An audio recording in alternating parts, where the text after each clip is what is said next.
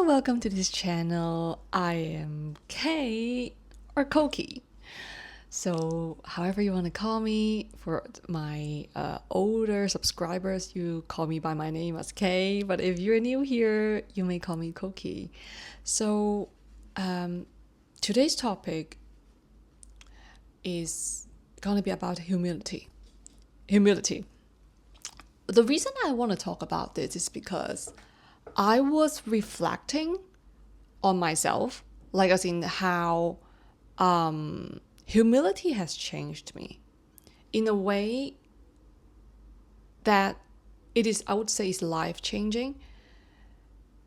You know, sometimes when, not even sometimes, like when we experience the most substantial growth in our life, actually it is about crushing the ego. Like, I would say crushing the ego as in you didn't know that you were behaving in such a way, but it's because of certain experiences, incidents happened. Only then you would realize that, wow, now I see something different. Like, I didn't know that I would be able to see things in a different way because of I now behave differently. And that is about humility. Like, this is the case that I'm talking about. Yeah, you know what? Let's talk about myself, like how I was, like the before and after, you know. So then we can have a better idea of what what I'm trying to portray, what I'm trying to convey. I was. Let's talk about that part of my past. I used to work in the fashion industry as a stylist, fashion stylist. So I spent a lot of my time, you know, organizing, dealing with luxury items. However, these kind of luxury items, they are for photo shooting. Okay, so they get, I wouldn't say they get like thrown around, but in a sense, yes, because it's not how we would see these kind of luxury items when they're being placed in the store. Like when you go into a store, like suppose it's like Louis Vuitton or like Chanel, or if you go into Dior, right? So if you go into these kind of stores, they would be very nicely placed and well demonstrated in a way to attract clients to buy, right? To purchase. It's about the branding, it's about how they are being packaged. So it's all about marketing, all about the visual presentation of what they want their customers to see. And the reason behind it is because whatever they portray and whatever they portray would cause the customers to feel within means this is the value that the people would resonate with the brand, right? So the brand is trying to portray such values that their value propositions is in the business model. And it's demonstrated in a visual way to attract in those who resonate with such values. And most of the time, these kind of luxury items, they are being presented in a way to match a certain niche or target audience. And they all have a certain type of persona, right? It's like when you do any kind of business strategy, brand strategy, you would have certain persona. These people are the target audience. That where do they go? How do they look? What kind of activities do they like? What kind of friends do they hang out with? What kind of people do they hang out with? Right. So this is the kind of persona that they would take into consideration when they do the brand strategy. And when it comes to the presentation of the items, would then become part of it. Or would then become part of it because they streamline the people that they actually want to attract in. So it's all a plan. Like people, like the thing is, when it comes to marketing and advertising, a lot of people would not realize that. I mean the general consumers, that they are actually being targeted as a target audience. Okay, like this target niche as a persona. So why am I bringing this up? It's because when I worked as a stylist, I would be, handling these items, but they are not for sale. Okay, they are samples. They're samples. But I see the difference. Like I would see the difference as in there's no difference. I see the difference in how these items are being perceived and handled just because of where they're being placed. Like if these items are samples, but they're actually the same as how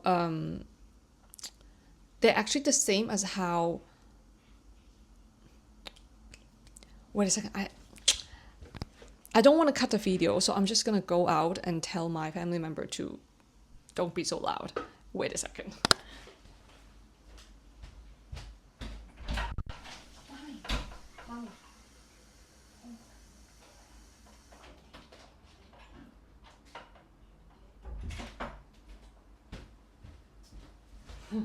Okay, done.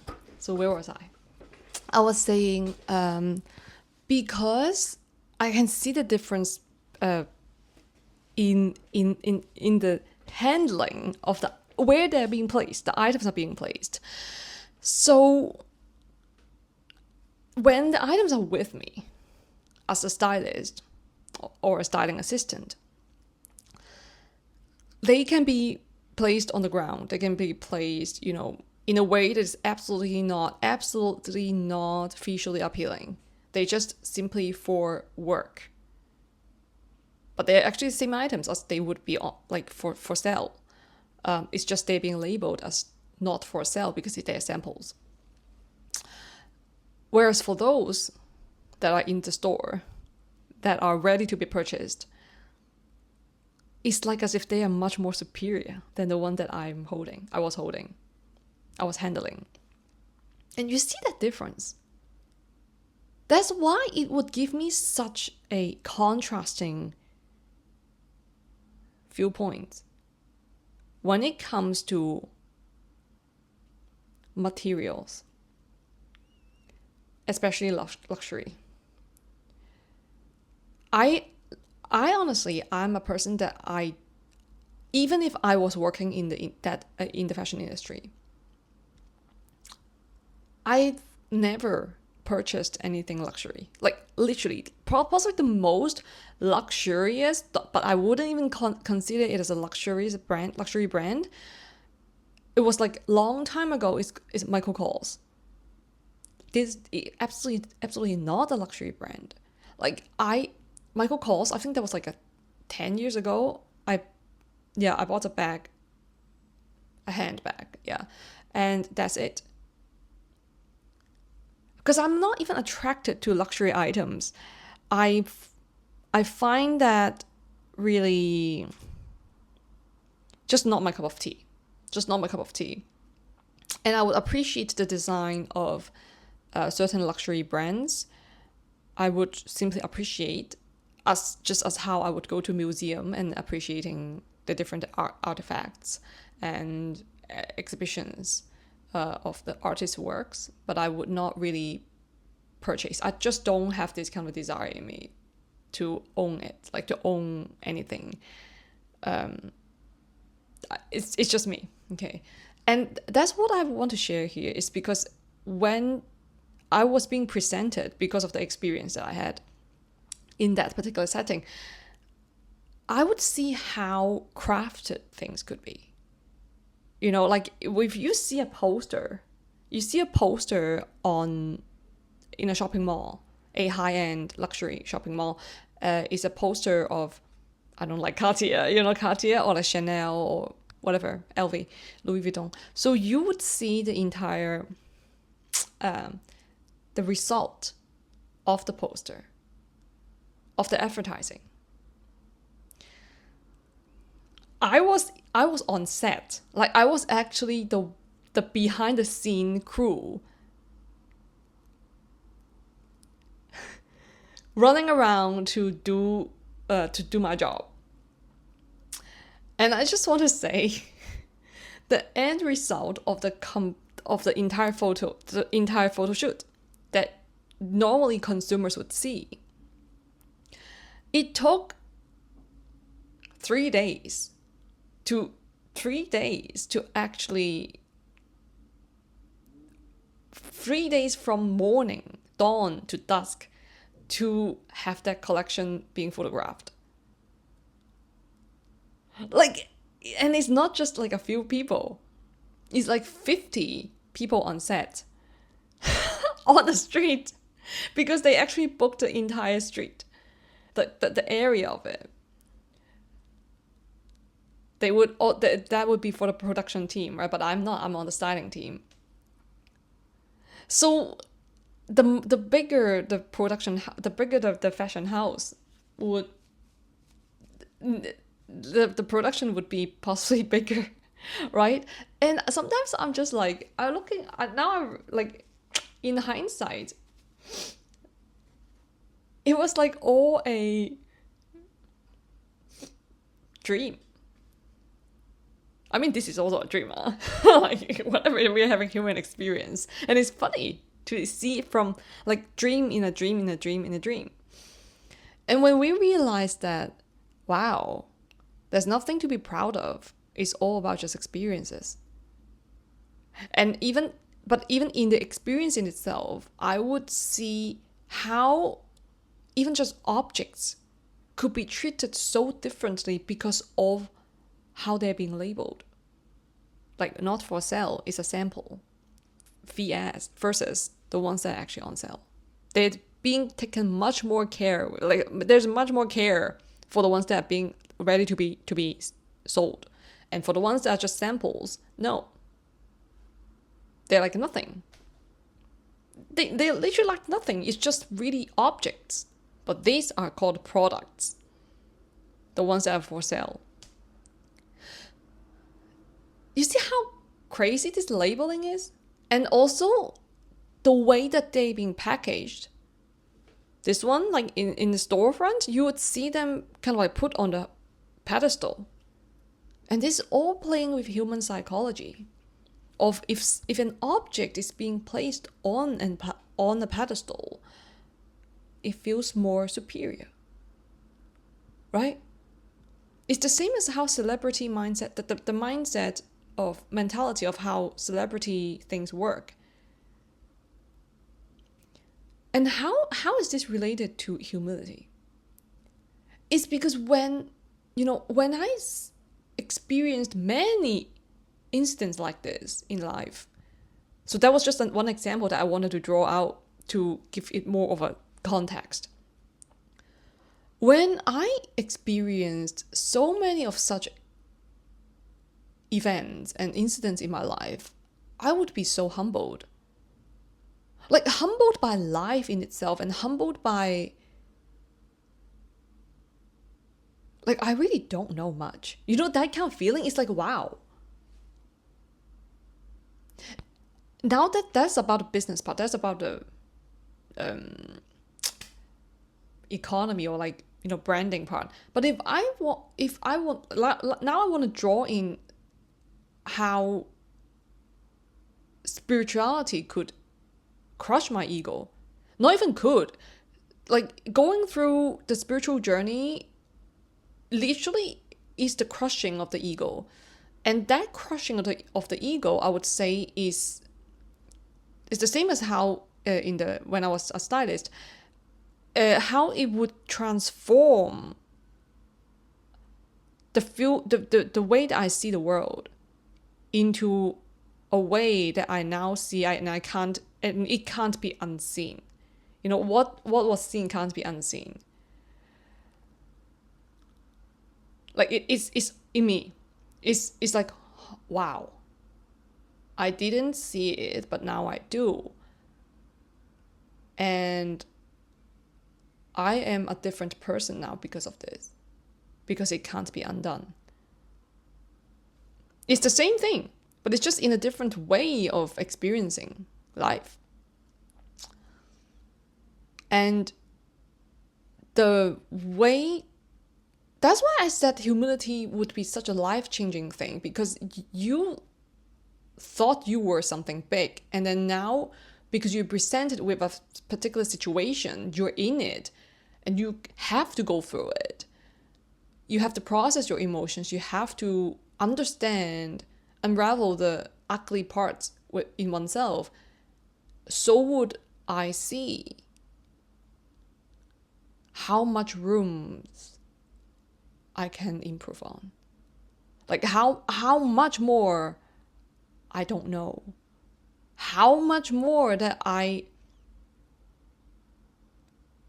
thought I was so good, but now I realize that it's not about if I'm good or not. It's about experiencing. It's about enjoying the ride and experiencing, and not really labeling oneself with anything. Because when we label something, even labeling oneself, like I'm this, I'm that, oh, I'm really smart, I'm da da da. It's all right to do it as self-affirmation.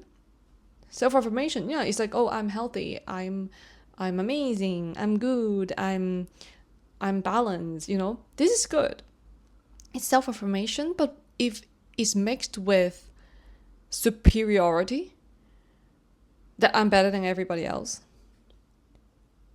the tone would be different. The outcome would be different. And humility is such a superpower if we choose to see it as a teacher. The good things about humility is that it allows me to listen. It humbles me to listen, to receive, to be patient, and persevere. Because if I am so, my ego is like, I would not be able to listen.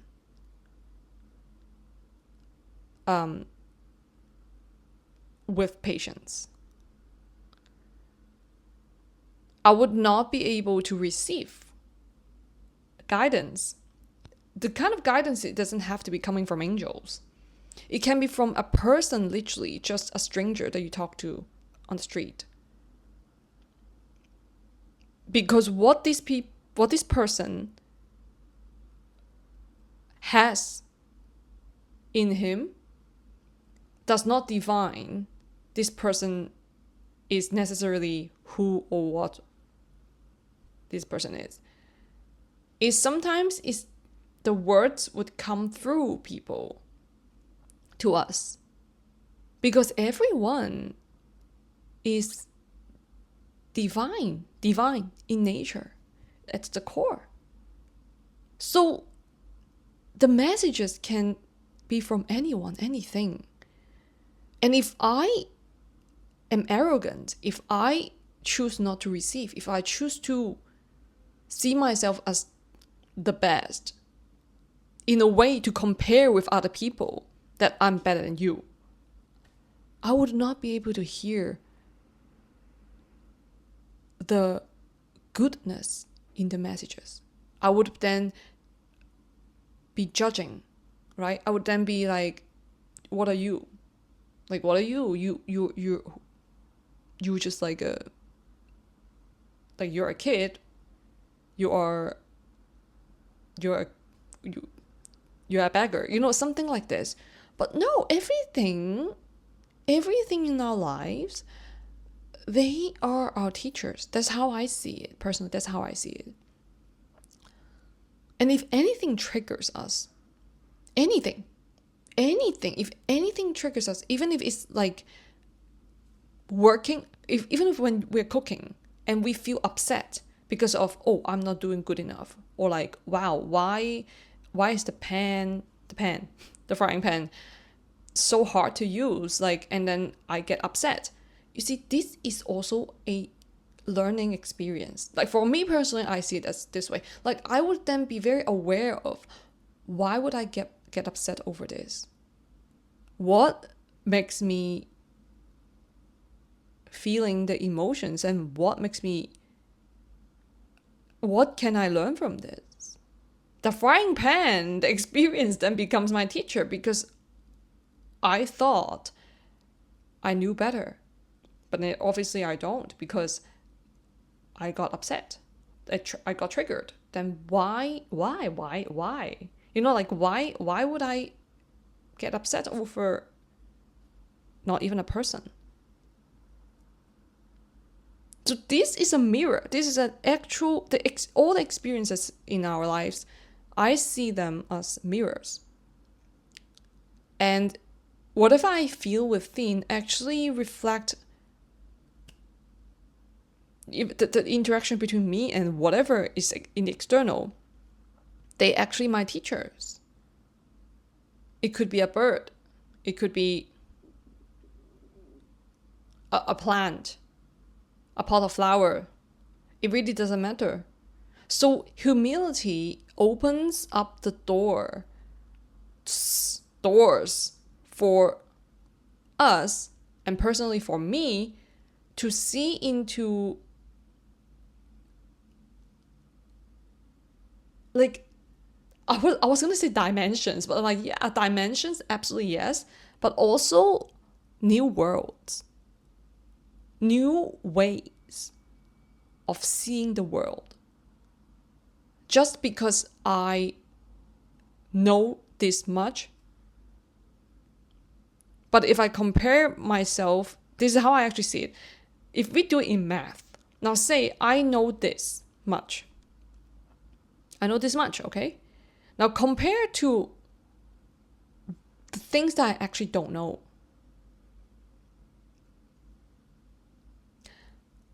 What is knowledge? Knowledge is infinite. Knowledge knows no bounds. Do you agree with this? Because you think about it, the knowledge is ever expanding. Knowledge is just like universe. You can't learn every single thing. Like you can't know every single thing. So that, what does it mean? It means it's infinite. It is infinite because it's always expanding. Knowledge is always expanding. Even if just now, like at this moment, I'm speaking out, I'm talking about certain knowledge is information, something that I've learned and I'm sharing with you. This is new knowledge, right? See? And what you are receiving right now, you are gaining new insights. That's new knowledge. That's expansion. It's always expanding. Knowledge is infinite. So now, that means, if you agree with what I just suggested, knowledge is infinite. And compared to the things that I know, it's always expanding as well, yes, because I'm always learning, right? But compared to the things that I actually don't know at this moment in time, yes, I don't. If you tell me about how to take care of a cow, I literally don't know. I don't know farming. I don't know how to do this, right? Okay, I can learn about it, but I don't know it now. Now, this much, I know this much to say. Now, compared to the infinite amount of knowledge that I don't know, this, let's put it into a denominator. So the denominator is the infinite knowledge. And on top of the denominator is the amount of knowledge that I know. What does it mean? It means I know nothing. It's like one, I know one, right? Infinity. 1 over infinity. 1 is divided by infinity. I think it will show up as error on the calculator, right? Yeah, it's nothing. I know nothing. This is like, I just see it in math. I know nothing. It's just this. So And when I embody this mindset, remind myself again and again, I would just realize that, yeah, keep learning, keep learning, keep learning, keep experiencing, keep the spirit of curiosity, and see everything equally as your teacher, and understand that